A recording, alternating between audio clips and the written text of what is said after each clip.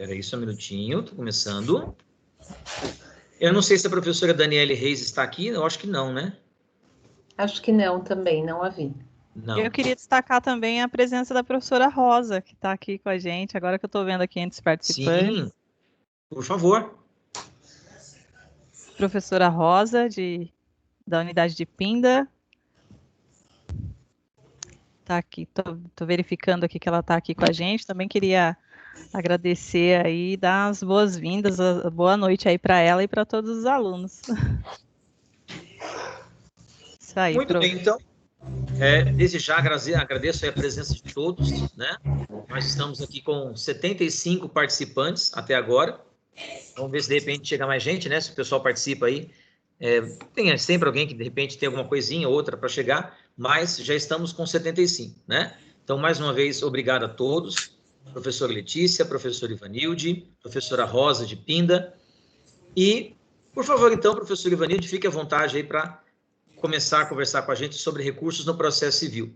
Para os alunos, só mais um lembretezinho que ficou faltando, desculpa. Caso algum aluno tenha pergunta para fazer, vamos deixar isso mais para o final, né, da fala da professora Ivanilde, e aí faz aquele esqueminha de levantar a mão, né, ou mais para o final, se ela, conforme tiver aqui o volume de questões, pode abrir o áudio, né, mas vamos deixar mais para o final, tá? Peço a todos que desliguem aí os seus microfones, para que a gente possa ter o mínimo de ruído e poder ouvir bem esse conteúdo que é de extrema importância para todo operador do direito, tá bom? Professor Ivanilde, com a palavra, por favor. Pois não. Boa noite a todos, boa noite, professores, boa noite, alunos da nossa unidade de Santo André, das unidades de Jacareí, de São José, de Pinda, Pindamonhangaba, né, que vocês chamam aí de Pinda, né? Boa noite a todos, queria dizer que é um prazer estar aqui. Essa semana que nós não estamos em aula, parece que falta um pedaço, né? A gente precisa ter o contato aí com os alunos e estou muito feliz por estar aqui. O assunto que eu escolhi, eu já tinha até falado com o professor Cristiano e com a professora Letícia, eu escolhi recursos no CPC, porque justamente quando os alunos chegam no 7º e 8º semestre, 9º e 10º, que tem a parte prática dos estágios, eles sentem falta da teoria dos recursos, né? Então, eu achei um momento muito propício para falar sobre esse tema. Eu vou colocar os slides, não sei se vocês já estão vendo. Se não estiverem vendo, me avisem, tá? Meus alunos já sabem aí. Tem um aluno aí, Alexandre, aí, que ele vai me ajudando aí se os slides saem ou não, tá bom? Vamos lá. Estão vendo os slides? Sim? Então, vamos lá. Estão me ouvindo bem? Sim, professora. Está na primeira tela. Estão me ouvindo estamos bem? vendo. Bom, vamos lá, então.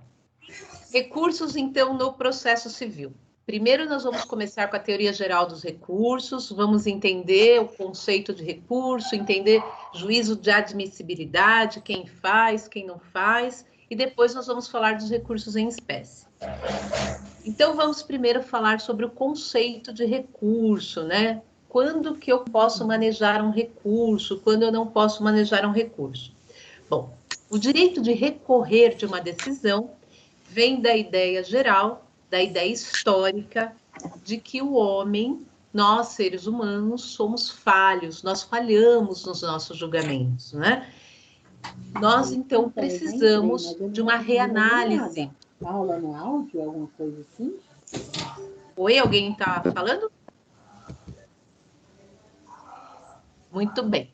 Então, o direito de recorrer é consequência do direito de ação, do devido processo legal e do duplo grau de jurisdição. Ou seja, com a ideia de que nós, seres humanos, somos falhos, nós erramos. E as nossas decisões nem sempre são neutras, nem sempre são imparciais. E tem aquela velha historinha, né? O juiz é neutro. Não, gente, o juiz neutro não existe, né? O juiz, ele deve ser imparcial. O juiz imparcial, ele deve julgar o caso, julgar um processo sem privilegiar ou sem desprivilegiar nenhuma das partes. Ele deve julgar de forma imparcial.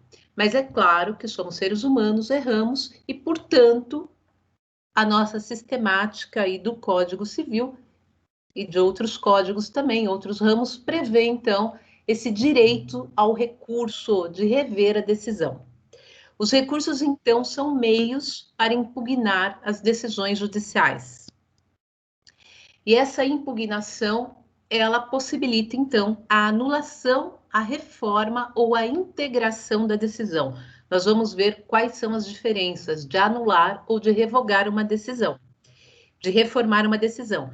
Eu vejo muitos alunos também com essa dúvida, é para anular ou é para reformar? Ou então, pedem só a reforma da decisão, quando existem casos que é necessária a anulação da decisão.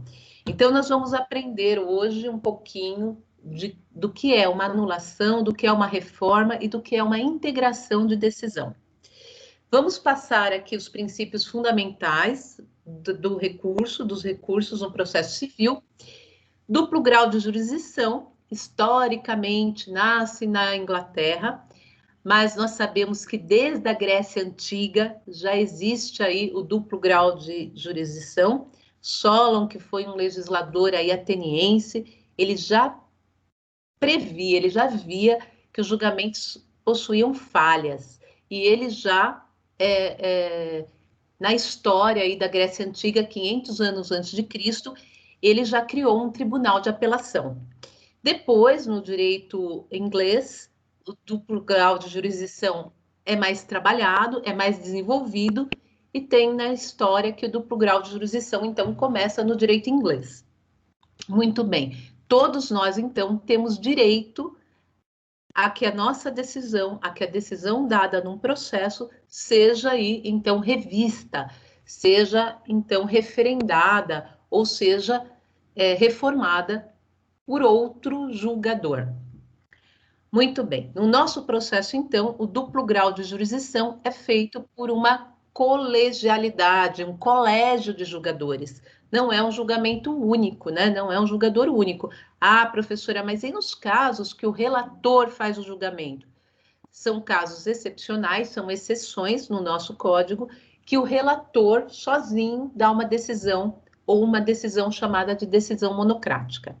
Mas o princípio, então, da colegialidade diz que outros julgadores, no mínimo 3, irão rever a decisão do juízo de primeiro grau, do juízo ACO. Termos aí que a gente usa no processo civil. Juízo ACO, o juízo de primeiro grau, ou juízo de onde vem o processo, ACO, de onde vem.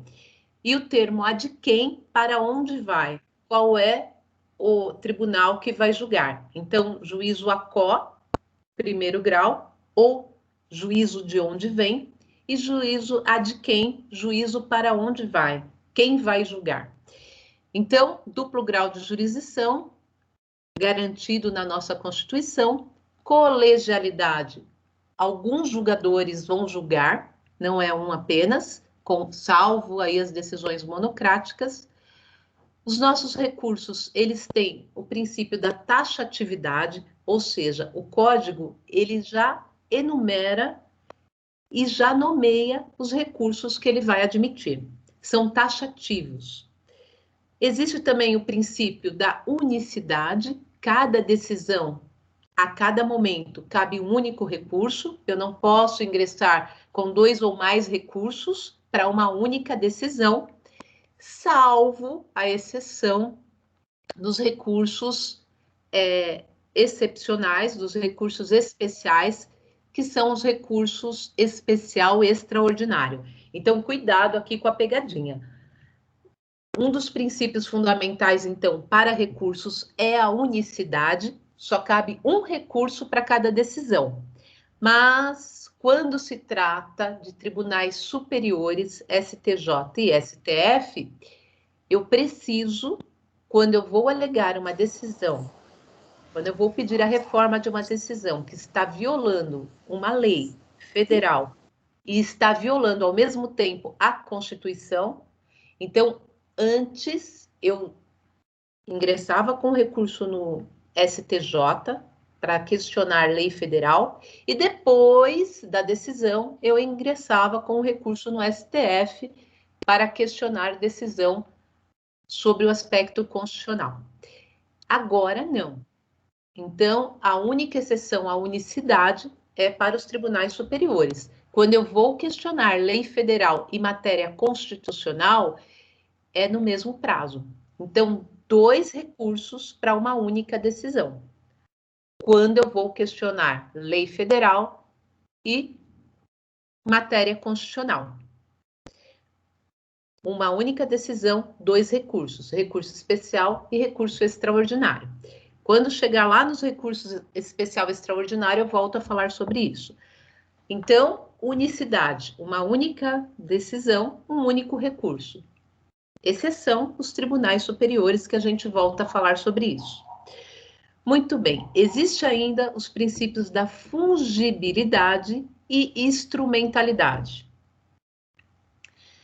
Esses 2 princípios estão ligados, eles estão no artigo 277 do CPC e no 283 do CPC, e eles estão interligados, e é um corolário, né, aí do direito aí processual. Ou seja, se você ingressa com um recurso, com um nome, mas, na verdade, você queria ingressar com outro recurso, o tribunal pode admitir. Ou seja, não é o nome do recurso que vai obstar aí o reconhecimento da matéria. O tribunal, ele pode receber um recurso que você deu um nome, sendo que era cabível um outro recurso. Então, aí, em nome da celeridade, em nome da segurança jurídica, o tribunal, então, pode considerar um recurso que você nomeou errado. Um exemplo, agravo regimental ou agravo interno. Esse agravo, nós vamos falar também sobre ele. Uns chamam de agravo regimental, outros chamam de agravo interno, outros chamam de agravinho, né?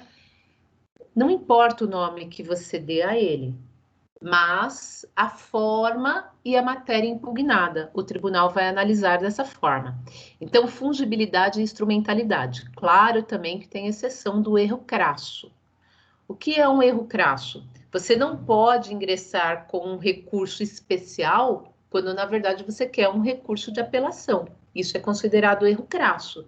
Ou seja, a forma de apelar é diferente da forma do recurso especial. Então, é considerado um erro crasso. Antigamente, no CPC de 73, o erro crasso pedia a má-fé da parte, né? Então, para ser considerado erro crasso, precisava de uma má-fé da parte, ou seja, entrou com recurso protelatório, entrou com recurso para tumultuar o processo. Hoje não é mais exigida a má-fé e a fungibilidade e a instrumentalidade das formas foram mitigadas, né? O tribunal, quando ele analisa aí o recurso, ele vai analisar de uma forma mais ampla, né? Não se atendo ao nome do recurso. Temos também o princípio da irrecorribilidade em separado das decisões interlocutórias. Vamos relembrar aqui hoje também. Nós temos despacho, decisão interlocutória e sentenças. Despachos, atos ordinatórios, atos de andamento processual, que são irrecorríveis. Decisões interlocutórias são aquelas dadas no curso do processo, que mesmo não tendo nome de decisão interlocutória, existe ali um cunho decisivo. O juiz ou o tribunal decidiu alguma coisa. Então, essas decisões interlocutórias... Pessoal, alguém está com o áudio aberto. Minas Gerais, Bahia e o Paraná. Cada pessoa deve, em média, R$ 3.900. Está pensando em... Alguém que entrou e esqueceu aí... já... Miqueias, você quer perguntar, Miqueias? Miqueias é nosso aluno, professor, aqui de Santo André, diga. Boa noite, professores. Não, eu só estou passando para dizer que a senhora está extremamente linda. Só ergui minha mão para falar isso, tá? Obrigada, Miquéias. Ele é o nosso aluno, professor, exemplar, né? É um aluno aí bem participativo. Vamos lá, vamos voltar então lá para a nossa teoria. Cuidado aí com os áudios abertos, pessoal, porque às vezes eu fico pensando que é uma pergunta e não é. Muito bem, então estávamos falando da irrecorribilidade em separado das decisões interlocutórias. Então nós temos aí despachos, decisões interlocutórias e sentenças, né? Sentenças põem fim àquele momento processual, põe fim ao processo. Decisões interlocutórias, então, têm uma decisão no meio do processo e os despachos, então, que não são recorríveis. As decisões interlocutórias, elas têm um recurso próprio para ser atacada. Professora, mas eu não manejei um recurso próprio durante o processo. Está precluso o meu direito de recorrer sobre aquela decisão? Não, nós vamos ver que não. Nós vamos ver que cabe aí, então, a apelação. Muito bem, vamos ver aí esse princípio da irrecorribilidade em separado das decisões interlocutórias. Algumas decisões interlocutórias, elas não são atacadas imediatamente. O processo civil, então, copiando um pouquinho do processo trabalhista. No direito do trabalho, então, não existe agravo de instrumento para se impugnar decisões no meio do processo. Você tem que esperar o processo e fazer tudo em recurso ordinário, impugnar tudo em recurso ordinário. Mas no processo civil, nós temos agravo de instrumento para cada decisão durante o processo. Quando o CPC de 2015 entrou em vigor, veio o artigo 1015 com algumas hipóteses de cabimento de agravo de instrumento. Uma das críticas é que o agravo de instrumento deixa o processo muito lento. A cada decisão do juiz, um agravo. A cada decisão, outro agravo. E o processo vai ficando lento. Então, os processualistas quiseram, então, dar uma celeridade maior ao processo civil e restringiram, então, as hipóteses do agravo de instrumento, as hipóteses aí de recurso contra decisões interlocutórias. Essas hipóteses vieram gravadas no 1015 do CPC. Todo aluno tem que ter em mente o 1015 do CPC, porque despenca na OAB. Muito bem, então, o agravo de instrumento, que é o recurso contra decisões interlocutórias, passou a ser taxativo logo no início aí do CPC de 2015. Ocorre que este 1015 vem sendo mitigado, tem até um texto aqui para vocês lerem aí do Migalhas, né? Do site Migalhas, os efeitos da relativação do rol taxativo do artigo 1015 do CPC. Ou seja, entendeu o STJ que se houver prejuízo numa decisão interlocutória, aquela taxatividade do 1015 vai ser mitigada. Ou seja, veio taxativo as hipóteses de recurso das decisões interlocutórias, mas o STJ está mitigando. Então, leiam o texto e sempre que uma decisão interlocutória for causar um prejuízo, é cabível agravo do instrumento, é cabível recurso. Então, as decisões interlocutórias são recorríveis aí em separado por meio de agravo de instrumento, que nós vamos ver aí mais para frente. Muito bem. Interpus um recurso. Sempre recurso se interpõe. Cuidado aí com a terminologia técnica. Ação, você ajuiza a ação e recurso, você interpõe o recurso. No CPC de 73, existiam 2 recursos de admissibilidade. Você interpunha o recurso, o juízo de primeiro grau analisava, então, as condições de admissibilidade. Eu posso aceitar esse recurso? Esse recurso está formalmente correto? Esse recurso está correto? Tem legitimidade? Não tem legitimidade? Tem os requisitos do recurso? O juízo de primeiro grau fazia essa análise. Passamos pelo primeiro grau. Ufa! Vamos para o segundo grau.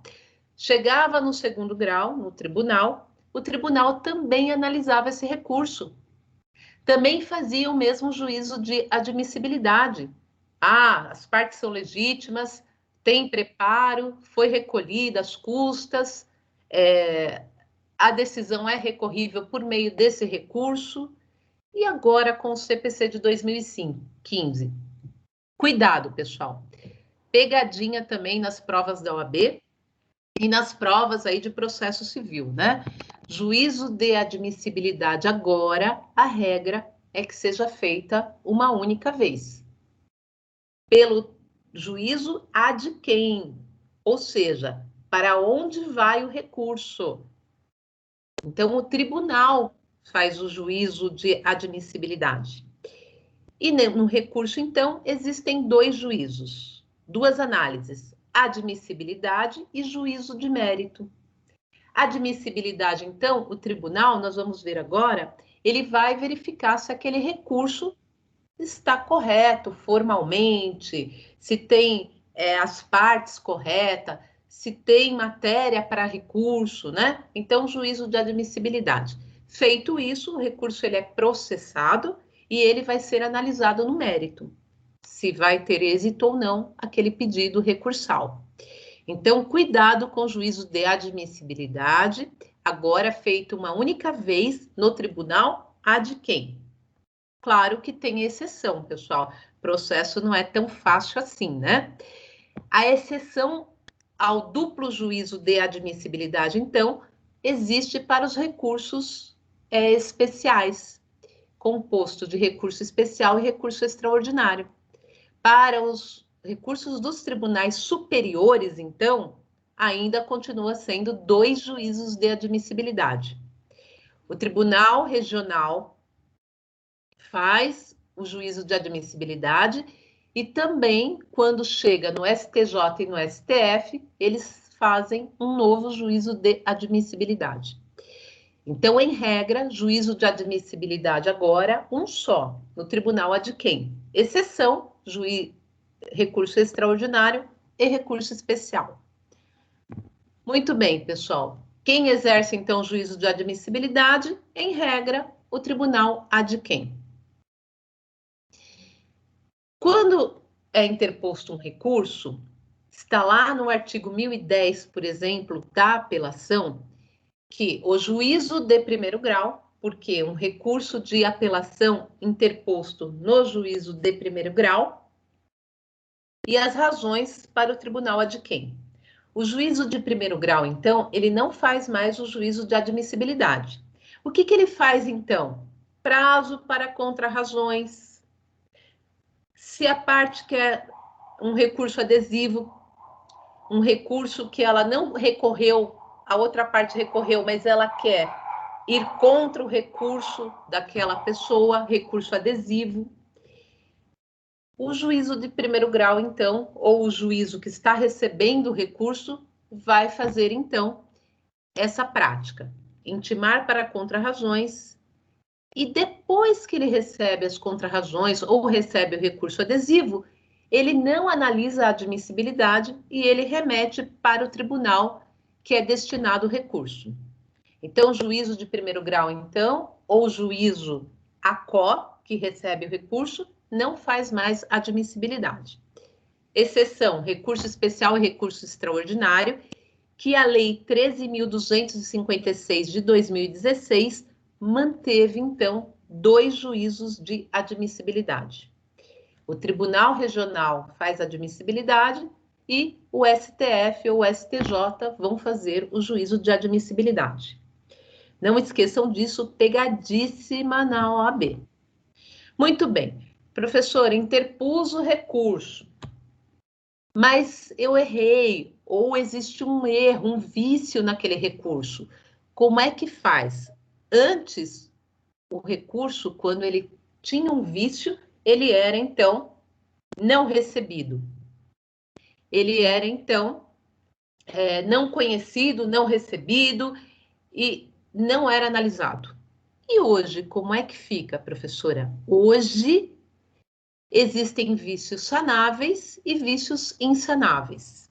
Se for um erro crasso, a interposição de recurso inadequado, se não for um erro crasso, o tribunal vai receber o recurso. Está lá no artigo 1024, no 1032, no 1033. Então, o nome do recurso pode cair, então, na fungibilidade ou na instrumentalidade das formas e o tribunal receber o recurso. Mas existem erros, então, que são insanáveis. Quando o erro é insanável, não é recebido o recurso. Professora, antes, quando o erro era insanável, o tribunal não recebia o recurso e pronto. E agora?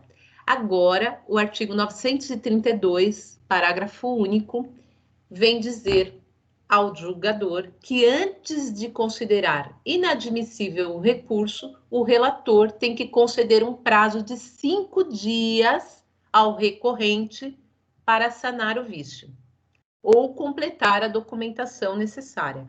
Então, agora, todo recurso interposto, ele é analisado. E o relator, então, dá o prazo de 5 dias para a parte sanar o vício. É novidade também do CPC, né, de 2015. Muito bem, vamos para os requisitos do recurso. Cabe recurso, não cabe recurso? Já falamos aqui hoje. Não cabe recurso contra despacho. Os despachos são aquelas publicações de andamento processual. Então, cabe despacho, cabe recurso contra o despacho que ordena a citação? Não, o despacho que ordena a citação é só para dar andamento ao processo, não cabe despacho, não cabe recurso. Cabe recurso contra decisões interlocutórias, as do 1015 e aquelas, então, que trazem prejuízo à parte. Mitigação aí dos recursos aí de agravo. Muito bem. Artigo 1009 do CPC, parágrafo 1º. As questões resolvidas na fase de conhecimento, se a decisão a seu respeito não comportar agravo de instrumento, não são cobertas pela preclusão. Ou seja, não cabe agravo de instrumento, mas eu não vou perder aí o direito de reclamar. Eu vou reclamar aí nas minhas razões recursais. Então, se eu interponho um agravo e o tribunal não aceita o meu agravo, dizendo que aquela decisão não é atacada por meio de agravo de instrumento, eu não vou perder a chance de recorrer. Eu vou colocar nas razões do meu recurso. Alguém quer falar? Muito bem. Quais são, então, os outros requisitos do recurso? Legitimidade e interesse recursal. Quem são as partes legítimas para interpor um recurso? A parte prejudicada, sempre. A parte que já está no processo. Um terceiro que é prejudicado pelaquela decisão. E o Ministério Público. Estão lá no artigo 966. O recurso pode ser interposto pela parte vencida, pelo terceiro prejudicado e pelo Ministério Público como parte ou como fiscal da ordem jurídica. Pessoal, cuidado. Falar que a parte vencida pode interpor recurso agora é muito claro para a gente que está estudando. Mas na prática, nós temos que analisar aí com cuidado essa parte vencida. Por quê? Muitas vezes a parte ela é vencida, mas ela não tem prejuízo. Então, qual é a palavra-chave para saber se cabe ou não cabe um recurso? O prejuízo. A parte vencida, ela teve prejuízo ou ela não teve prejuízo? E prejuízo de forma ampla. Prejuízo financeiro, prejuízo moral, qualquer forma de prejuízo, mas tem que ficar demonstrado o prejuízo da parte. Quem não tem prejuízo não tem legitimidade para recorrer. Então, cuidado com isso. Haverá legitimidade para recorrer quando o recorrente tiver expectativa de obter provimento jurisdicional que lhe seja mais favorável até o limite do pedido.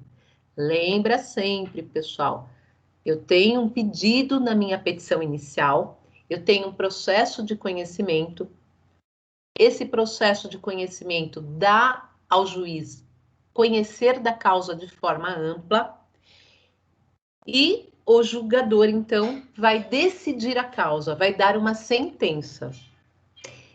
A partir da sentença, abre, então, o meu direito de recorrer. Ou das decisões interlocutórias, né, que a gente viu que tem um agravo aí de instrumento. Mas qual é o meu limite do recurso? Do pedido, o pedido que consta na minha inicial.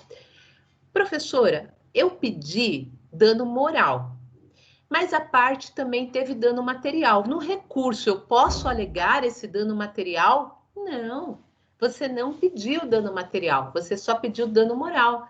Então, se você acha que o valor é pouco que o juiz de primeiro grau concedeu no dano moral, pode pedir mais, mas não pode pedir além do que você já pediu na inicial. Ah, professor, isso é óbvio, né? Nem tanto. Na prática, não é muito, não. Na prática, a gente vê vários advogados pedindo além do pedido. Então, cuidado. Tem que ter prejuízo, tem que ter uma expectativa de ganhar a mais do que o juiz deu e tem que estar no limite do pedido. Uma observação também que foi pergunta recente na OAB. O advogado, ele pode recorrer contra os honorários advocatícios? O juiz deu 5% de honorários advocatícios.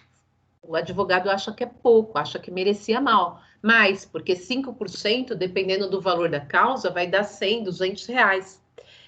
O advogado pode recorrer? Pode recorrer, pessoal. Artigo 23 e 24 da Lei 8906 de 94, do Estatuto da OAB.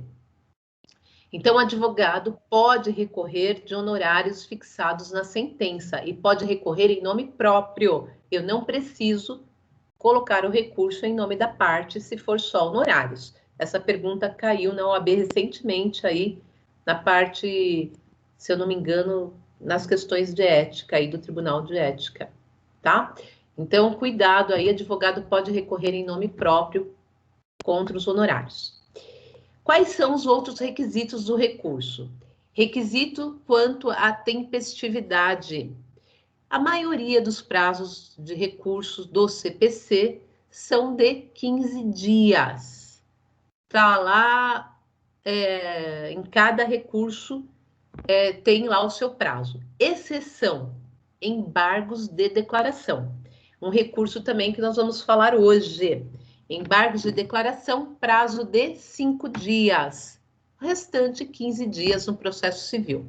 Né? O CPC de 2015 veio aí nos ajudar, porque antes cada recurso tinha um prazo. Né? Então, hoje, 15 dias. Quando que eu começo a contar o prazo para recurso? Está lá no artigo 1003 do CPC.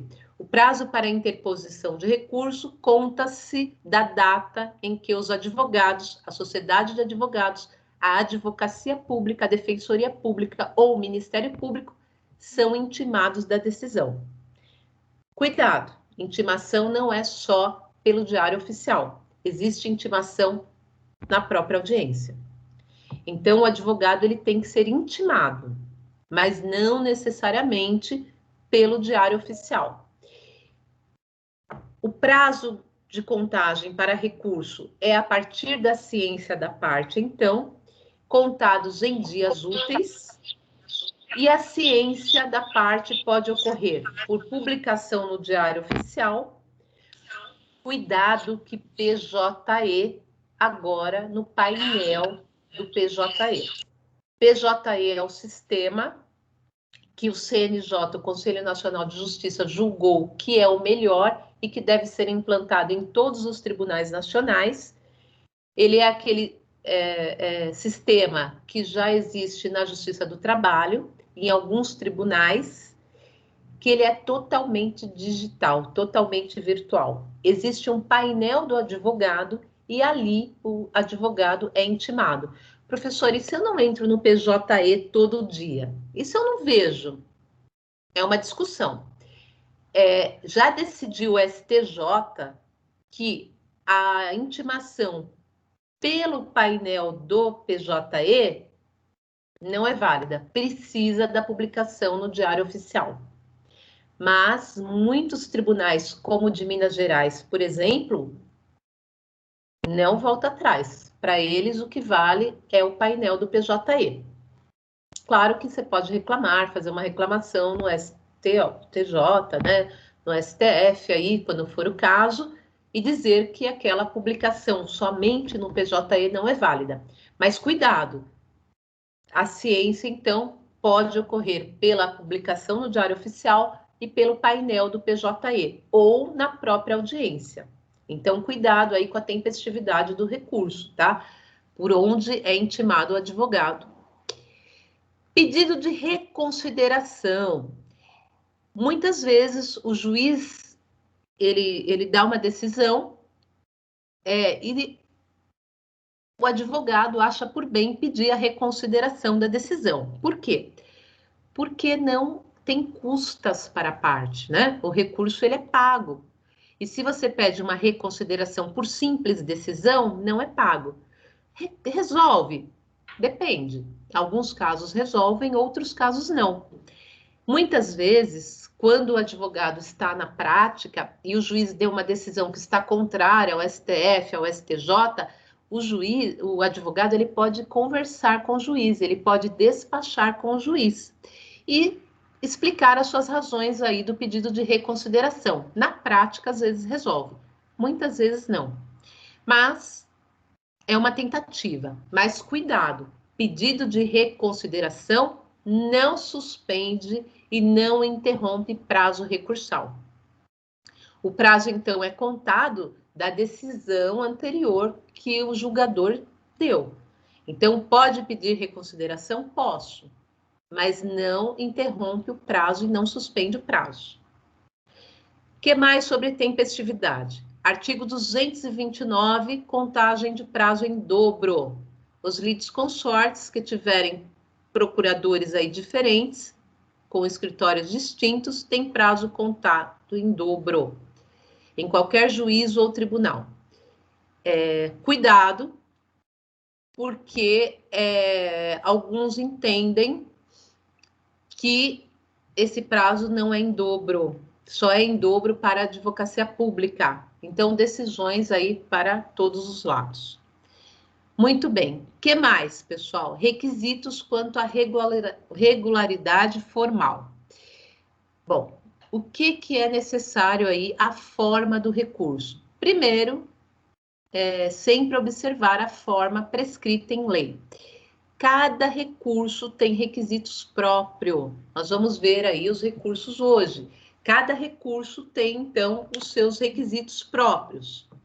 Claro que a teoria geral, ele dá aí uma ampla gama aí já de como você deve recorrer. Mas cada recurso, então, tem os seus próprios requisitos, como o agravo do instrumento, como recurso especial extraordinário.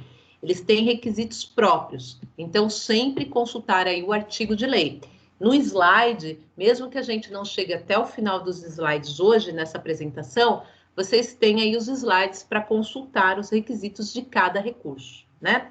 Lembrando que recurso tem preparo, que são recolhimento de custas e porte e remessa. Então, todo recurso aí, com exceção aos embargos de declaração, tem custas. Por isso que, às vezes, se pede a reconsideração. Professora, falta de preparo. Não recolhi as custas, esqueci de recolher as custas. O que acontece? Bom, quando o recurso ele é interposto sem recolhimento de custas, está lá no 1007, parágrafo 4º. O tribunal, então, vai intimar a parte para recolhimento em dobro das custas. Então, a ausência de preparo do recurso implica em deserção. Mas antes de julgar um recurso deserto, ou seja, antes de julgar como se não tivesse sido interposto o recurso, que são os efeitos da deserção de um recurso, o tribunal julga deserto o recurso, ou seja, como se não tivesse sido interposto, ou que ele não preencheu aí os requisitos recursais. Antes de fazer isso, agora, o CPC de 2015 diz que o relator, ele deve intimar a parte para recolher em dobro as custas. Então, cuidado aí, quando interpor o recurso, sempre recolher as custas. Não recolheu? Penalidade. Vai recolher em dobro. Muito bem. Mas, professora, eu fiz pedido de gratuidade judiciária. Eu pedi os benefícios da justiça gratuita. O juiz não analisou. Bom, se o juiz não analisou, você vai renovar o pedido no recurso e vai deixar o tribunal analisar. Se ele indeferir aí a gratuidade judicial, aí você vai recolher as custas normalmente. Mas cuidado, tem que ter pedido da gratuidade judicial. Se ele foi analisado e foi indeferido, você também pode aí alegar aí e recorrer aí desse indeferimento. Então, se tiver pedido de gratuidade judicial, aí tudo bem, não vai ter a penalidade aí de recolher em custas. Muito bem. Juízo de admissibilidade. Qual é o próximo passo? O recurso foi aceito. Passou pelo crivo aí da admissão. O tribunal, então, fará o juízo de mérito. E nesse juízo de mérito, o tribunal vai olhar a decisão que foi proferida aí pelo juízo ACO, pelo juízo de onde veio, de duas formas. Ele vai analisar se houve um erro improcedendo, um vício na atividade do juiz ou um erro em judicando.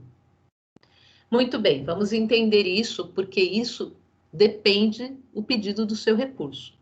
Se houve um vício de atividade, um erro em procedendo, é uma falha do juízo ACO de forma. Ou seja, ele não analisou as formalidades para dar a sua decisão. Faltou citação. A citação não foi recebida pela pessoa, foi recebida por terceiro, que agora está muito em alta, né? Antes a citação era recebida por terceiro, dava-se por citado, porque é por AR, né? Por correio. Agora não, agora o STJ e os tribunais aí vêm decidindo que a citação recebida por terceiro não é válida. Mas o juiz, então, a citação foi recebida por terceiro, o juiz deu como válida e deu a decisão. Um vício de atividade, um erro em procedendo. Então, esse vício de atividade, quando o tribunal for julgar, ele vai analisar o mérito e vai dizer, juiz, há um erro aqui. A decisão, então, é anulada no vício de atividade. Ela não é reformada.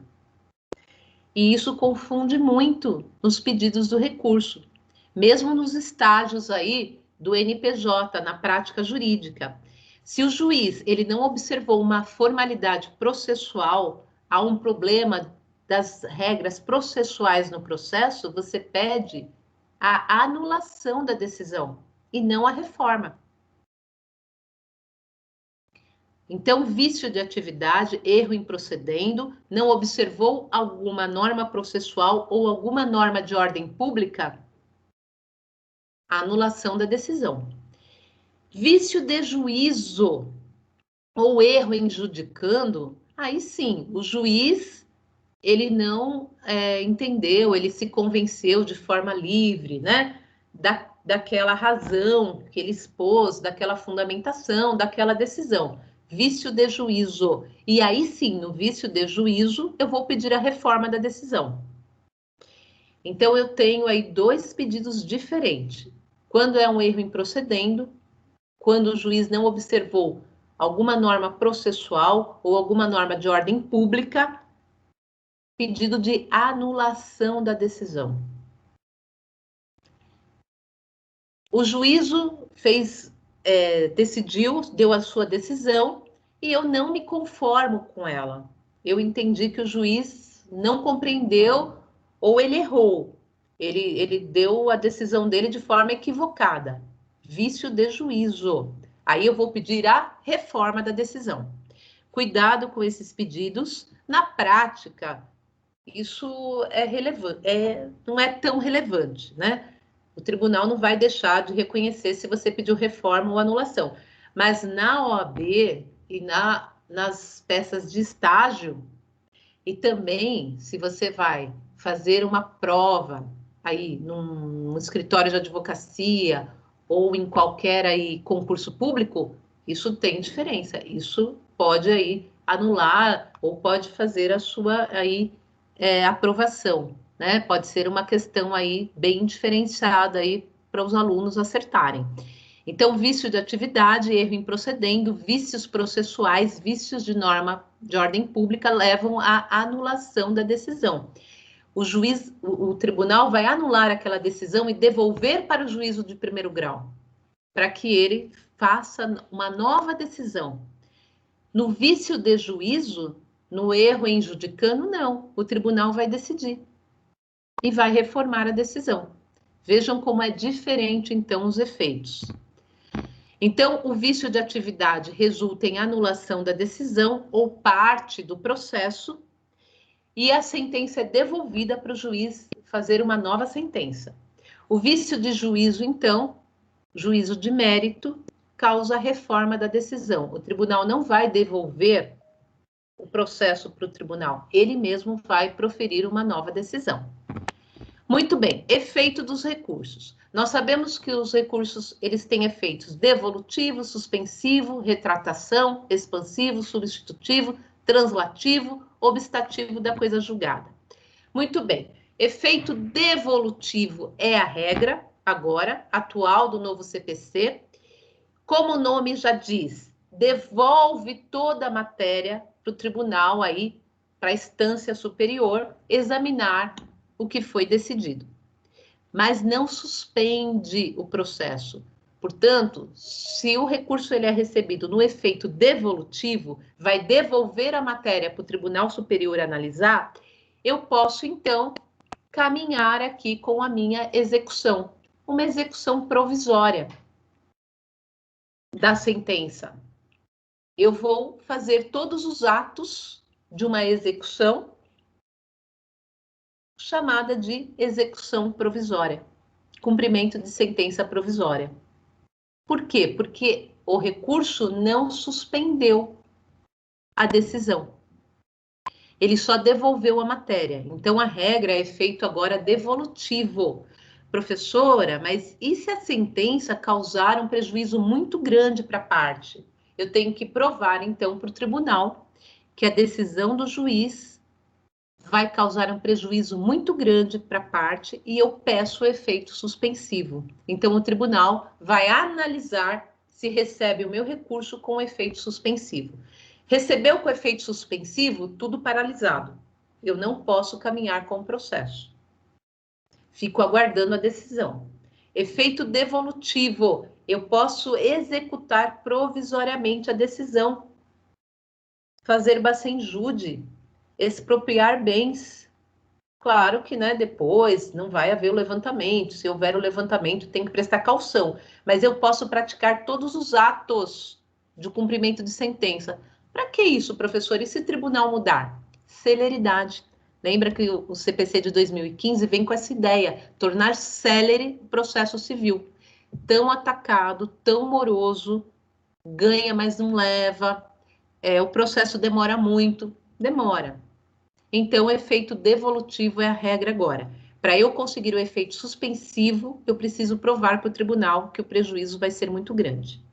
Muito bem. Efeito aí de retratação dos recursos.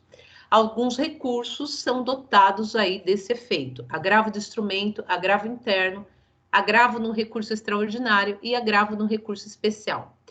Também vem aí algumas hipóteses da apelação, para vocês verem aí no artigo 485, parágrafo 7º. O que é isso? O próprio juiz que proferiu, juiz no sentido amplo, o próprio julgador que decidiu o caso, pode se retratar. Olha, eu entendi aqui, eu recebi o seu recurso e vou me retratar. Mudei de ideia. Pode? Pode. Alguns recursos, tá? Então, olhem aí o 4857, na apelação, ele tem aí específica hipótese, não é toda apelação que cabe aí juízo de retratação. Bom, efeitos expansivos dos recursos. Se o recurso for causar uma modificação que vai aí atingir terceiros, é chamado de efeito expansivo dos recursos. Depois vocês leiam aí com calma aí os slides. Efeito substitutivo dos recursos. O recurso vai substituir a decisão impugnada, salvo quando houver erro em judicando. Erro em procedendo, né? Desculpe, erro em procedendo. Erro em judicando, sempre efeito aí substitutivo. Efeito aí translativo do recurso. Os recursos autorizam o tribunal a decidir matérias de ordem pública, mesmo que não estejam nas razões ou contra a razão. Lembra do efeito devolutivo? Devolve toda a matéria para o tribunal? O tribunal, então, vai fazer uma análise ampla daquele recurso e pode reconhecer matérias aí de ordem pública que não foram alegadas pelas partes. Efeito obstativo de coisa julgada. O que é isso? Os recursos, eles aí obstam, eles não deixam que a sentença faça coisa julgada. Obstam a coisa julgada. Muito bem. Professora, mas isso é básico. Isso quem interpõe um recurso sabe que não transitou em julgado. Depende. Essa semana mesmo eu tive um caso que eu interpus um recurso de apelação, o recurso foi aceito, está lá aguardando julgamento e vem uma decisão certificando o trânsito em julgado. Até o tribunal não entendeu e pediu informações para o juiz. Escuta, por que você deu uma decisão de trânsito em julgado se tem um recurso? Então, esse é um efeito. Não faz coisa julgada pendente aí de recurso. Aqui nós temos alguns aí slides sobre juízo de admissibilidade, para vocês analisarem com calma, porque a nossa hora aqui está correndo mais do que eu gostaria. Então, eu deixo aí os juízos de admissibilidade para vocês verificarem com calma. E vamos, então, passar aí para a renúncia ou desistência. Professor, eu interpus um recurso. Eu posso renunciar ou desistir? Depende da parte contrária a aceitar essa desistência? Bom, primeiro que ato de renúncia, ele é anterior à interposição do recurso. E a desistência após a interposição do recurso, né? Então, eu desisto do prazo recursal? Não, eu renuncio ao prazo recursal. E depois, professor, eu posso desistir de um recurso? Pode desistir. E não depende da concordância da parte contrária. Está lá no 998 e 999 do CPC. Então, eu posso desistir de um recurso sem a parte contrária, então, concordar. Vamos para os recursos em espécies agora. Muito bem. Quais são os recursos em espécies que existem aí no CPC?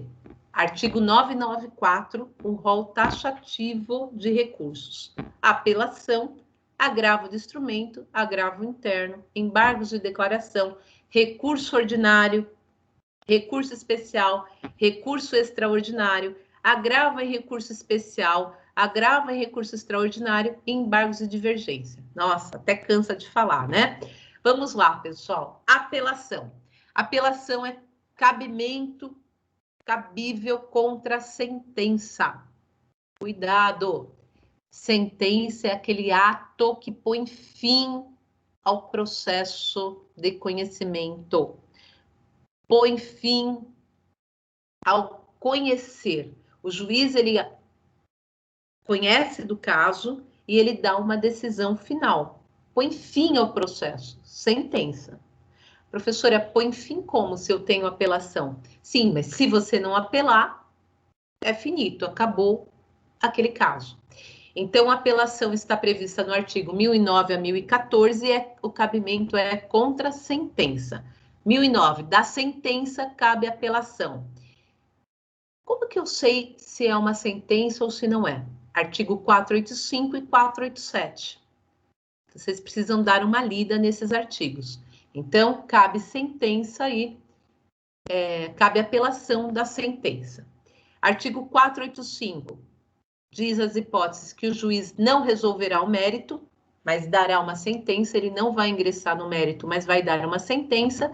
E o 487, quando o juiz adentra o mérito, vê quem tem ou quem não tem direito. Aqui no 485, ele nem vai saber quem tem ou quem não tem direito. Acontece um problema, indeferiu a inicial.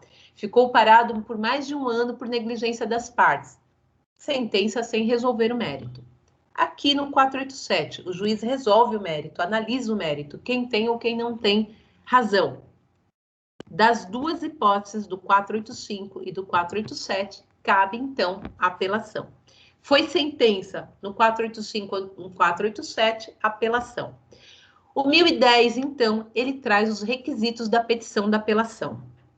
A apelação, então, ele tem 2 petições. A petição que é interposta para o juízo de primeiro grau e as razões recursais que é dirigida para o tribunal ad quem? Para o tribunal que vai. Pessoal, cuidado. Na prova da OAB, se você não interpõe uma das peças, você zera a prova. Então, apelação 2 peças. Primeiro, você interpõe ao juízo de primeiro grau a petição de encaminhamento e depois as razões recursais para o tribunal ad quem. Professor, então tem que fazer 2 protocolos? Não, é um protocolo só. Mas nesse protocolo tem que ter a petição de encaminhamento para o juízo de primeiro grau e a petição de razão recursal. Uma única petição, né? 2 fases aí da petição. Aqui o 1010 traz os requisitos da apelação e cuidado. Quais são os documentos que instruem a apelação? Não existe, não há. Todo o processo é remetido para o tribunal ad quem? Para o TJ ou para o TRF. Então, nem pode ter documentos, a não ser que sejam documentos novos, que você descobriu ou que surgiram depois da sentença. Então, cuidado, a apelação não carrega documentos, com a exceção de se for documentos novos. Qual é o efeito aí da apelação? Existe o 1012, eu falei para vocês, a regra é efeito devolutivo. Mas o 1012 traz as exceções de efeito suspensivo. Então, o 1012, para o aluno que vai prestar a prova da OAB, para o aluno que vai prestar prova de concurso, tem que aí ler o artigo 1012, que são as exceções do efeito devolutivo. Ou seja, a apelação terá efeito suspensivo nessas hipóteses do artigo 1012, parágrafo 1º. Salvo essas hipóteses, o efeito da apelação é devolutivo. Professora, mas mesmo assim eu posso pedir efeito suspensivo? Pode, se você demonstrar que vai haver um prejuízo se a decisão não for suspensa. Muito bem. Falamos aí que existem algumas leis também, legislação extravagante, que fala que a apelação será recebida sem efeito suspensivo, só no efeito devolutivo. Por exemplo, a Lei de Mandado de Segurança, aí, a 12.016 de 2009. Lei de Locação também fala que a apelação é recebida só no efeito devolutivo. Qual outro recurso? Agravo de instrumento. Agravo de instrumento é um recurso manejado, então, em todos os tribunais contra decisões interlocutórias. Então, não é só no juízo de primeiro grau. Cabe agravo de instrumento também em todos os tribunais. O agravo de instrumento está no 1015 até o 1020. No agravo de instrumento, então, são para decisões interlocutórias, lembrando que existem despachos que não são recorríveis, sentenças que são recorríveis e decisões interlocutórias. Sentença põe fim ao processo. Guardem isso, pessoal. Sentença põe fim ao processo. Não colocou fim ao processo, é decisão interlocutória. Agora, parece muito óbvio, mas na prática, pessoal, dá uma confusão. Então, presta atenção. Colocou fim ao processo, decidiu todo o processo, sentença. Pôs fim à fase de cognição, a fase de conhecimento, sentença. Não colocou fim. Professora, quase colocou. Ele decidiu aqui um monte de coisa, mas não colocou, não terminou o processo. É decisão interlocutória. Então, decisão interlocutória cabe agravo do instrumento. 1015 traz um rol taxativo, mas como eu já falei para vocês, esse rol aqui taxativo vem sendo mitigado pelo STJ e vem sendo analisado se a decisão trouxe prejuízo para a parte. Traz prejuízo para a parte, cabe agravo. E aí você vai ter que provar, se a decisão aqui não é uma dos rol taxativo, você vai provar aí o prejuízo da parte. Muito bem, também cabe agravo de instrumento contra decisões interlocutórias proferida na liquidação de sentença, no cumprimento de sentença, no processo de execução e no processo de inventário. Também já caiu bastante na OAB o parágrafo único do 1015. Então, prestem atenção nele. Requisitos da petição inicial do agravo. Lembra que na apelação eu colocava a minha petição de encaminhamento para o juízo de primeiro grau ou para o juízo ACO? No agravo de instrumento muda. A petição é dirigida ao tribunal competente. A petição de encaminhamento, então, já vai direto para o tribunal e acompanha as razões recursais. Veja, pessoal, olha o raciocínio. O agravo de instrumento, eu estou recorrendo de uma decisão do juízo ACO. Eu vou mandar para ele mesmo decidir a própria decisão? Não. Eu vou mandar lá para o tribunal. Vou encaminhar para o tribunal. Está lá no 1016 os requisitos do agravo de instrumento. Fiquem de olho nisso. Confunde aí na hora da prova da OAB. O agravo de instrumento precisa de documentos. Obrigatoriamente, eu tenho que instruir com cópias da petição inicial, cópias da contestação. Está lá no 1017. Mas esses documentos são dispensáveis se o processo for digital. Então, cuidado. No 1017, traz lá a obrigatoriedade de peças que acompanham o agravo de instrumento. Mas, se os autos forem digitais, são aí dispensáveis aí os documentos, tá? Formas de interposição. Protocolado diretamente no tribunal competente, protocolo realizado na própria comarca, ou postagem aí sobre registro, ou pode ser por facsímile, olha que antigo, né? Tem agora tribunal, na época da pandemia, recebendo por e-mail, porque o facsímile nem existe mais, mas ainda traz lá o código aí que pode ser interposto por facsímile, né? Depois eu tenho que mandar o protocolo aí por correio, né? Era uma sistemática antiga, hoje, né, já está aí ultrapassada. Bom, em processo eletrônico, então, são dispensadas as peças, está lá no parágrafo 5º do 1017. Eu não preciso juntar os documentos, tá? Se for processo digital. Muito bem. Eu preciso juntar uma cópia do agravo de instrumento na primeira instância. Antes, no CPC de 73, era obrigatório. Eu tinha o prazo de 3 dias para juntar aí a cópia do agravo. E hoje, olha o que o código diz, o artigo 1018. O agravante poderá requerer a juntada nos autos da cópia aí do agravo de instrumento e comprovar a sua interposição, né? Não sendo os autos eletrônicos, o agravante tem 3 dias, então. Se os autos forem eletrônicos, eu posso juntar. Se eles forem aí de papel ainda, né, eu tenho que juntar. Por que eu vou juntar a cópia, professora? Bom, lembra que o agravo do instrumento, ele tem aquele efeito de juízo de retratação. Então, o próprio juízo pode se retratar. Quase nunca acontece, mas pode acontecer. Então, eu posso informar que eu agravei da decisão dele. Mas é necessário, eu preciso informar? Não, não é necessário. Olha o que o código diz, poderá. Só é necessário se o processo for físico. Muito bem, pessoal.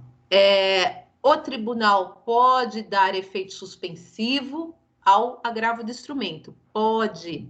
Mas você tem que comprovar risco de grave dano ou de difícil reparação. Senão, a regra é sempre devolutiva. Muito bem, pessoal. O processo civil, ele ainda trata do agravo do instrumento que nós acabamos de ver, do agravo interno e do agravo em recurso especial e recurso extraordinário. Então, nós temos praticamente 3 agravos aí. Se eu troco o nome de um deles, pode ser um erro, um vício sanável, instrumentalidade das formas, tá? Então, o agravo, ele causa aí um pouco de erro na interposição. O agravo de instrumento, então, é contra decisões interlocutórias e o agravo interno é contra a decisão do relator do Tribunal de Justiça, por exemplo. O relator recebeu o meu agravo de instrumento ou recebeu o meu recurso e não deu efeito suspensivo. O que eu posso fazer? Um agravo interno. Turma, o relator não deu não deu o efeito suspensivo, eu preciso do efeito suspensivo. Eu posso, então, tirar aquela decisão, agravar aquela decisão do relator para a turma, para o colégio, para o colegiado decidir. Então, olha o 1021. Cabe agravo interno contra a decisão proferida pelo relator para o respectivo órgão colegiado, observada aí as regras do regimento interno de cada tribunal. Então, agravo do instrumento é uma coisa, agravo interno é outra coisa, né? O agravo interno é endereçado ao próprio relator. O prazo de interposição são de 15 dias e não há recolhimento de custas. Agravo interno tem custas, tá? Embargos de declaração, então, agora outro recurso. Os embargos de declaração são para aquelas decisões ocas, obscuras, contraditórias ou omissas. Embargos de declaração não tem custas, cabe contra qualquer decisão. Presta atenção, pessoal. Qualquer decisão. Então, não é só de decisão final, não é só de sentença, é qualquer decisão. Qualquer decisão judicial que esteja obscura, que esteja contraditória, que esteja omissa ou para corrigir erro material. O juiz falou alguma coisa, gente, eu não entendi. Não entendi o que esse juiz quis dizer. O que ele quer? Embargos de declaração. Juiz, esclareça a sua decisão porque eu não entendi. Então, os embargos de declaração estão no 1022. Os embargos de declaração não têm efeito suspensivo, mas eles interrompem o prazo para interposição de outro recurso. Eu manejei um embargo de declaração contra uma sentença. O meu prazo para apelação está correndo? Não, não está. Está interrompido. Depois que o juiz decidir o recurso de embargo de declaração, é que vai começar a correr o prazo para apelação. Então, embargos de declaração são para aquelas decisões obscuras, omissas, contraditórias. O julgamento dos embargos deve ocorrer em 5 dias. Na prática não ocorre, mas deverá ocorrer em 5 dias, né? E o juiz vai esclarecer a sua decisão. Professora, o juiz pode modificar a sua decisão? Antes não podia. Agora, o parágrafo 4º do 1024 vem dizendo que se o juiz for modificar a sua decisão, ele deve abrir prazo de 15 dias para a parte contra-razoar os embargos. Então, existem contra-razões de embargos de declaração. Mas o juiz tem que abrir prazo de 15 dias para a parte contra-razoar. Muito bem, então, embargos de declaração podem ter efeitos infringentes, que é muito chamado na prática. O que é isso? Modificativo. Modifica a própria decisão do juiz. E ele tem que abrir prazo, então. Professor, ele modificou sem abrir prazo. Erro improcedendo, né? E aí cabe anulação. Embargos protelatórios. Cuidado, muitos embargos aí são protelatórios. O que é isso, professora? Não tem contradição, não tem omissão e não tem obscuridade. Mas eu vou colocar uns embargos só para eu ganhar tempo para fazer a apelação. Pode ser tido como embargos protelatórios. Sujeito a multa. Está lá no artigo 1026, parágrafo 2º. Muito bem, o outro recurso aí, recurso ordinário constitucional. Ah, professora, eu só estudo recurso ordinário no penal, eu nem sabia que tinha no CPC. Existe sim, está lá no 1028 do CPC, e é cabível contra decisão denegatória de habeas corpus ou mandado de segurança, proferida em segunda instância ou por tribunal superior. Bom, para o STF, eu manejo meu recurso ordinário contra acórdãos de tribunais superiores. Então, eu tenho recurso no Tribunal Superior, no STJ, no TSE, no TST e no STM. Cabe recurso ordinário para o STF. Professora, a minha decisão é de um TJ, é de um Tribunal de Justiça. Cabe recurso ordinário? Cabe, mas para o STJ. Então, cuidado com o recurso ordinário. Na prática, ele não é muito usado, mas caiu recentemente na OAB e tem essa pegadinha. Se for contra acórdão de tribunais superiores, para o STF. Se for contra decisão de TJ ou TRF, para o STJ. Cuidado com o recurso ordinário. Não é cabível recurso ordinário adesivo e o recurso ordinário tem fungibilidade com o recurso especial e com o recurso extraordinário. Você pode manejar um recurso ordinário e o tribunal entender que é um RESP ou é um recurso extraordinário. Muito bem, quais são os outros recursos aqui rapidinho, porque o nosso tempo aí está acabando, né? Recurso extraordinário e recurso especial. Recurso extraordinário para o STF, questões constitucionais. Recurso especial para o STJ com questões de lei federal. Eles são dois recursos que são do tipo excepcional, que são equivalentes ao recurso de revista na Justiça do Trabalho. Então, existem recursos comuns, ordinários, apelação, recurso ordinário, agravos, embargos de declaração, embargos infringentes, recurso em sentido estrito, etc. E os recursos excepcionais. O nome serve para alguma coisa, né, pessoal? Excepcional por quê? Porque só servem para questões constitucionais ou questões de ataque à lei federal. Não é para qualquer caso. Então, existem requisitos específicos para manejar esses dois recursos. Existe súmula 281 do STF, que diz que esses recursos excepcionais só serão aceitos se esgotar todas as instâncias ordinárias. Eu preciso esgotar todos os recursos ordinários para mover aí um recurso excepcional. Bom, quais são os requisitos? Pré-questionamento. Esse pré-questionamento, eu tenho que ter apontado essa matéria nos tribunais inferiores, no juízo de primeiro grau ou no tribunal regional. Eu não posso chegar com essa matéria nova lá no STF e no STJ. Antigamente, era necessário embargos para pré-questionar a matéria. Hoje, desnecessário. Basta que você tenha tratado do assunto nas suas petições. Muito bem. Outro aí requisito é que o recurso excepcional, o recurso extraordinário, o recurso especial não reexamina prova. Ele só vai analisar matéria de lei federal ou matéria constitucional. Ele não vai ingressar na prova. Se você precisar provar o seu direito por um documento, não é cabível recursos excepcionais. Bom, o sistema de admissão do recurso excepcional é feito de duas formas, então, já tinha dito no início, no tribunal ACO e no tribunal ADQUEM. Exceção aí ao juízo único de admissibilidade. O recurso extraordinário, então, ele é julgado, ele é apreciado pelo STF contra questões constitucionais.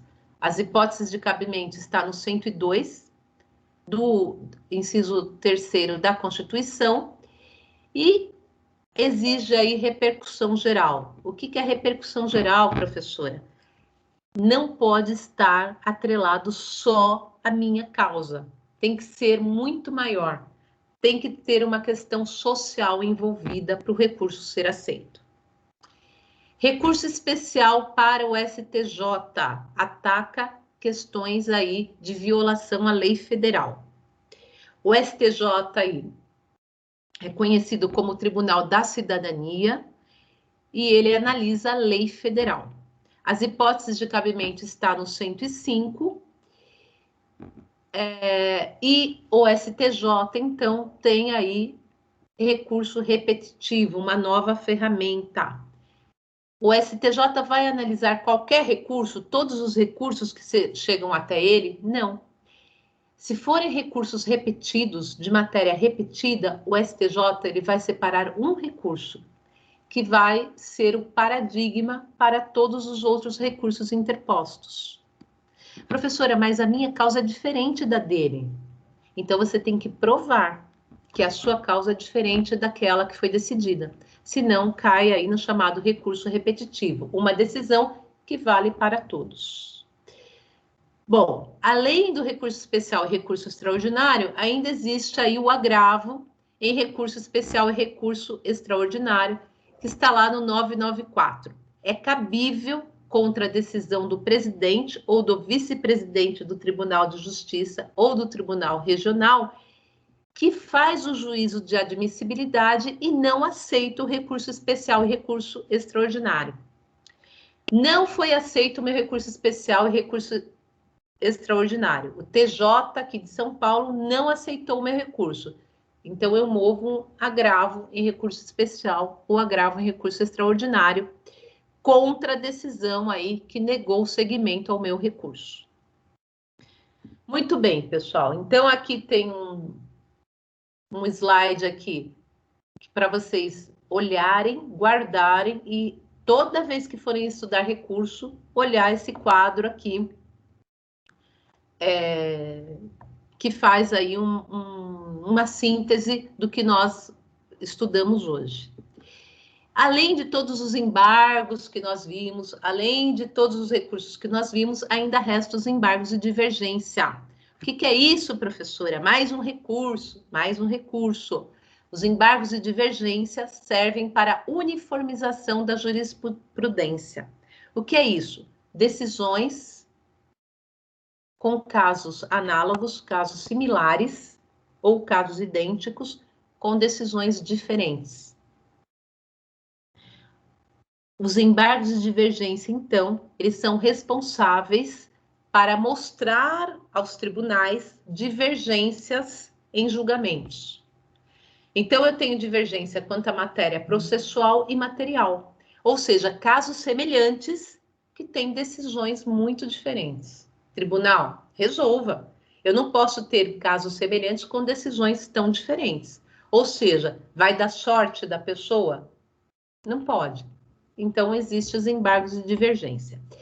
Então, é embargável o acórdão, está lá no 1043, e nós vamos mostrar aí a divergência dos julgados para que o tribunal adquém resolve, então. Existem duas súmulas importantes nos embargos de divergência que estão caindo aí na prova da ordem.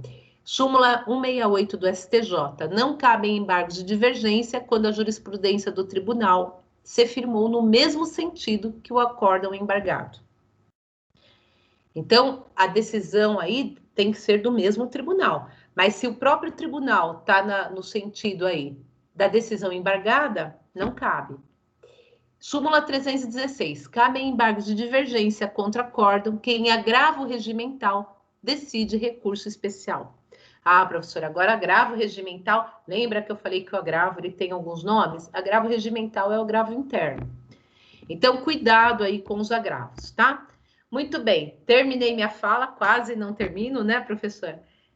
Peço desculpa aí que eu me alonguei um pouquinho, mas eu quis trazer os slides completos para os alunos terem aí para estudar. Bom, primeiro, né, agradeço mais uma vez a fala da professora. O que a gente percebe é o seguinte: recurso é muita coisa, né? Tem Muito bastante amplo. conteúdo, muito amplo, e ao contrário do que parece no primeiro momento, não se aplica só ao processo civil, né? Tirando os procedimentos da Justiça Penal, que tem um código próprio de processo, trabalho civil federal, né? A questão previdenciária, tributária, todas as outras se baseiam no processo civil. Então, quer ir bem em processo, tirando a parte penal, que tem legislação própria, tem que saber processo civil, né? Estudo CPC. Estudo CPC, mas assim, de dormir com ele, de levar para passear, de levar para jantar, né? Na hora que resumo tem que estar colado na porta do quadro. Dormiu, olha o quadro resumo. Acordou, olha o quadro resumo. Nas aulas aqui eu comento com os alunos, né? Que às vezes tem uns quadrinhos. Então, um já está na porta da geladeira, outro está do lado da TV, no espelho do banheiro, no teto do quarto. Na cabeceira da cama. Na cabeceira da cama, no volante do carro. Quer dizer, tem que ter um quadro desse em cada lugar, né? Bom, eu acho que, Letícia, tem perguntas aí para o pessoal fazer ou não? Alguém quer fazer alguma pergunta? Eu recebi uma pergunta aqui se os slides serão compartilhados, professora. Já estão com o professor Cristiano aí. Opa, que maravilha! Então tá bom. É para compartilhar sim e é para reler, gente. E se tiver dúvida, pergunta aí para os professores de processo, né? Estudem, releiam, porque vocês ouviram e se vocês relerem, vai gravando, né? Para isso que serve o slide aí, pelo menos nessa intenção aí do professor, para que vocês fixem, né?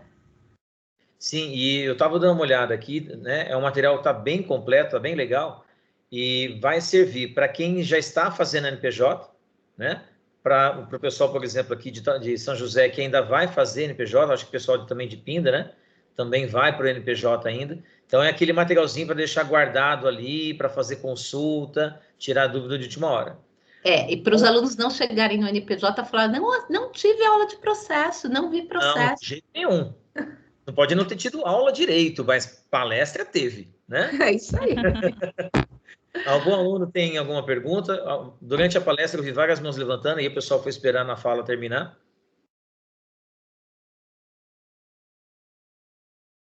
Não? Oi, boa noite, professor. Boa noite.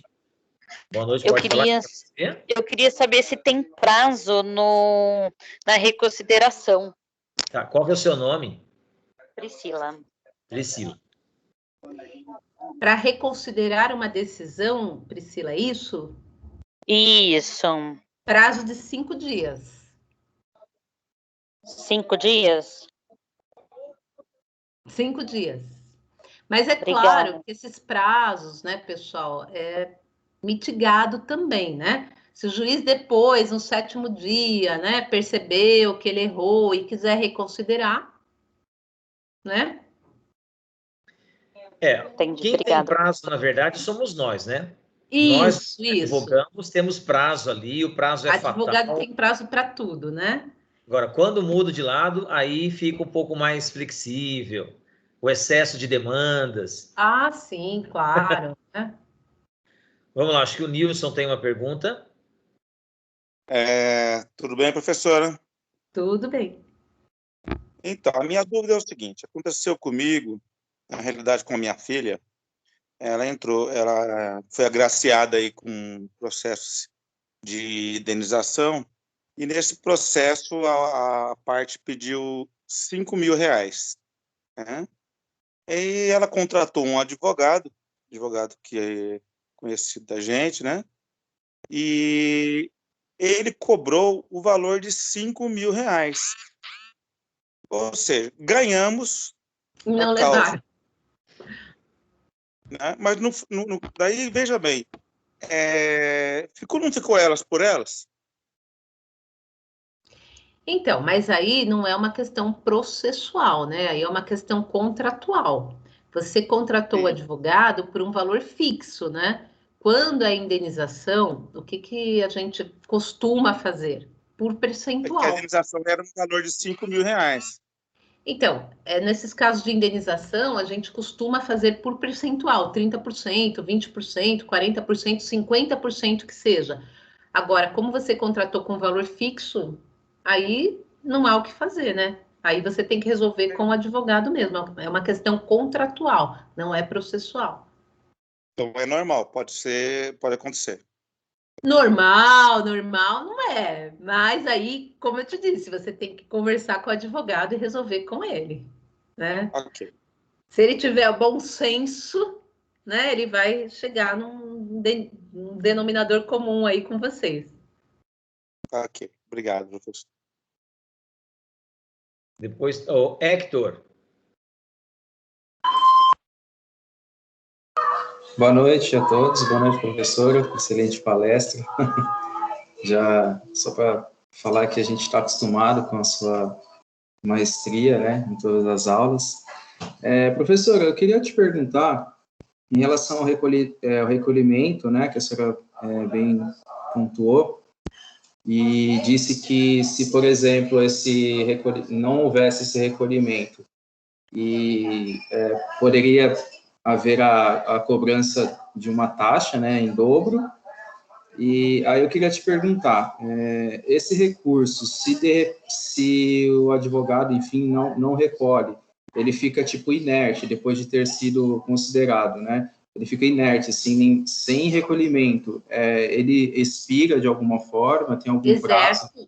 Deserto. Sim? Ah, tá. Não é admissível o recurso. Então, assim, antes do CPC de 2015, quando você não recolhia as custas, o tribunal não conhecia do seu recurso e já julgava deserto. O que é julgar deserto o recurso? Nem conheço, nem vou analisar o seu recurso. Ele nem foi interposto, porque não tem a admissibilidade, não passou pelo juízo de admissibilidade, que são as custas e preparo. Agora, o CPC, para que a parte não tenha um prejuízo, para que não demore mais, para que não tenha mais recursos, é feito, então, dado à parte o prazo de 5 dias para sanar o vício, mas ele vai recolher em dobro. Não recolheu as custas, não vou julgar deserto, mas recolhe em dobro, então, em 5 dias. Fiquei inerte, não recolhi as custas, recurso deserto. Perfeito, professor, obrigado. Temos ainda ali o Rafael. Diga, Rafael. Boa noite, Evanilde. Deixa eu fazer uma pergunta para você.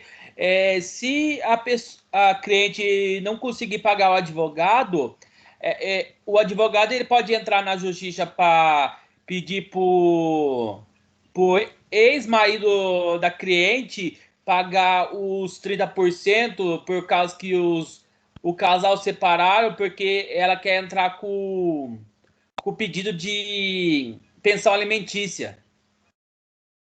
Peraí, ela não pagou o advogado e quer cobrar do marido, é isso? Do ex, isso. Então. Pensão alimentícia. Não é cabível. Aí é uma questão também de direito civil, né? Você vai pagar quem você contratou. Se você não contratou, você não vai pagar. É uma questão de direito civil.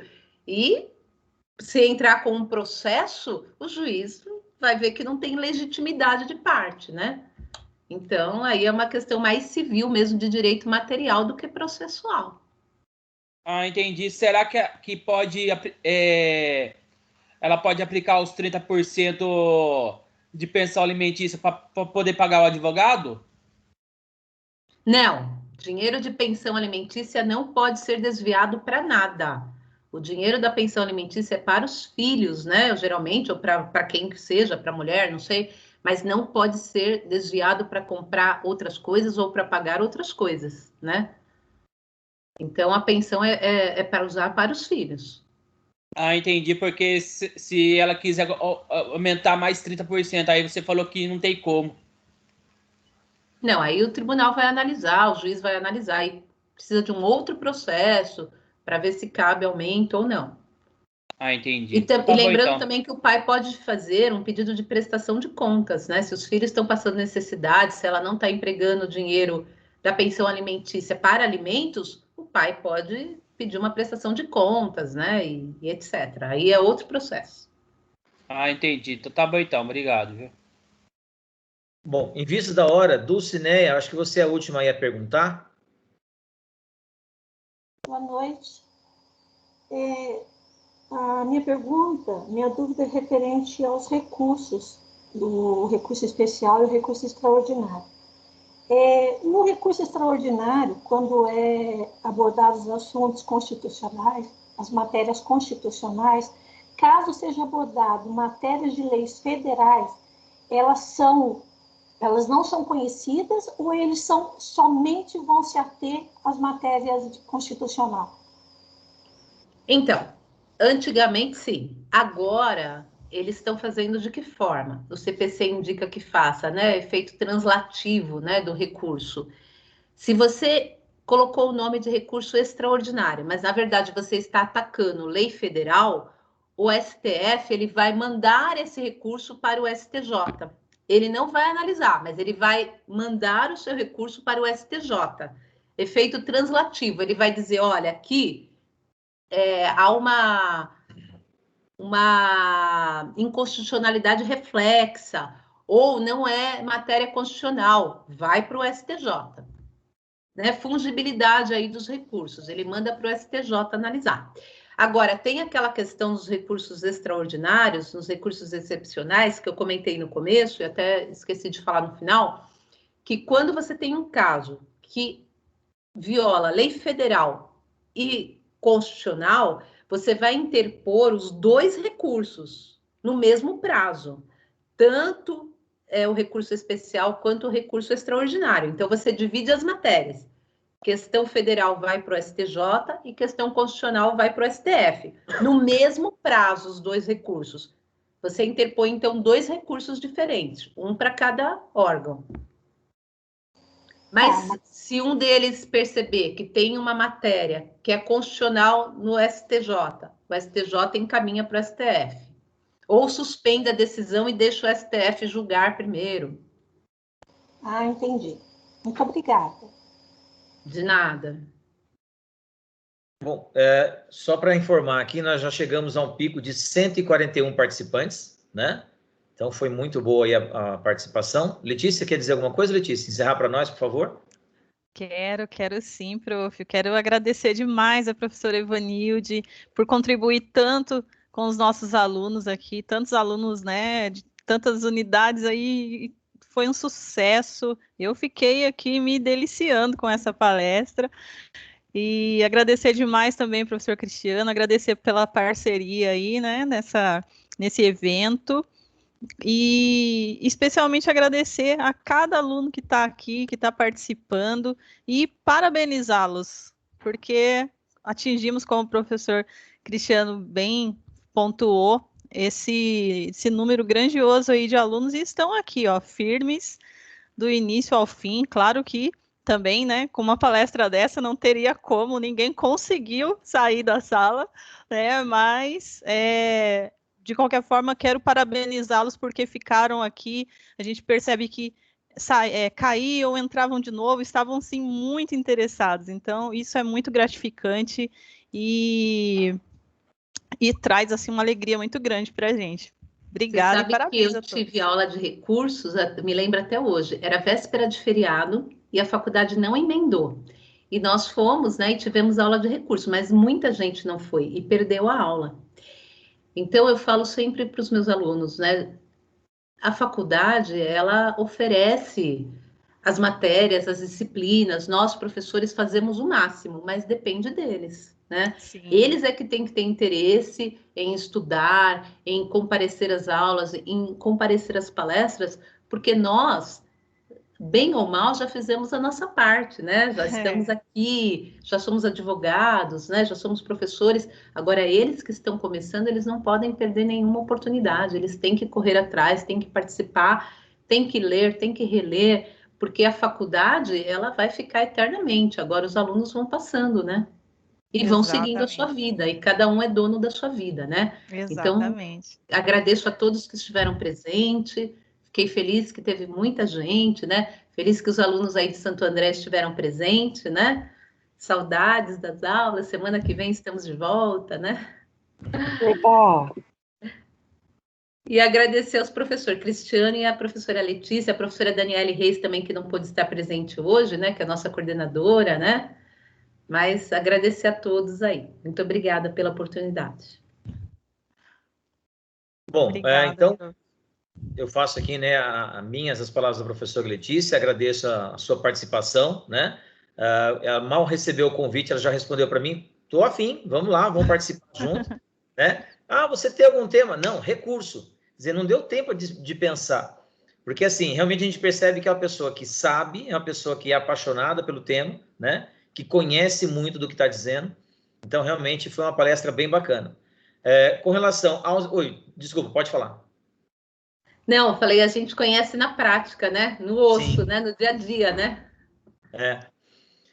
Os slides que a professora Ivanilde passou para mim, eu vou compartilhar depois com a professora Letícia, para que ela possa separar aí com os representantes. Eu vou passar para os meus aqui em São José.